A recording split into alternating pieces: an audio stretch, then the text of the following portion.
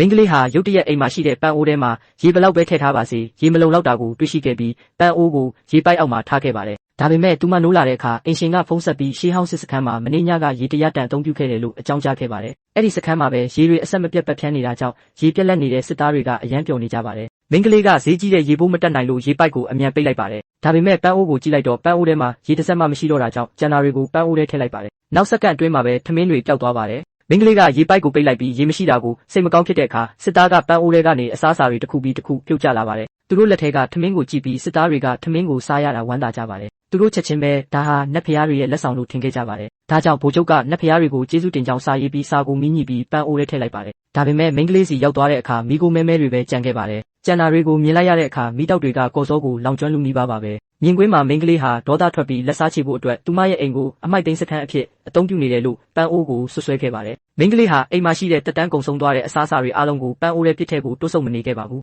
ဒါပေမဲ့သူမရဲ့လုပ်ရက်ကစစ်သားတွေကိုအယမ်းစိတ်လှုပ်ရှားစေခဲ့တယ်ဆိုတာသူမသိခဲ့ပါဘူးတာမန်ခောက်ဆွဲချောက်တွေကိုရှေးဟောင်းလူတွေကယတနာတွေလို့သတ်မှတ်ကြပေမဲ့ဒီအစားအစာတွေကမြို့သူမြို့သားတွေနဲ့စစ်သားတွေကိုကျွေးမွေးဖို့မလုံလောက်ပါဘူးဒါကြောင့်ဗိုလ်ချုပ်ကမင်းကလေးစီကိုစာတစ်စောင်ရေးပြီးအကူအညီတောင်းခဲ့ပါတယ်စာကိုဖတ်ပြီးတဲ့နောက်မှာစခန်းဟာရှေးဟောင်းကဘာနဲ့ဆက်ဆက်နေတယ်ဆိုတာမင်းကလေးသဘောပေါက်သွားခဲ့ပါတယ်နောက်ထပ်ဗီဒီယိုလေးတွေကြည့်ရအောင်လို့ follow လေးလုပ်တဲလေးနှိပ်ပြီးတော့ share သွားပေးပါဗျ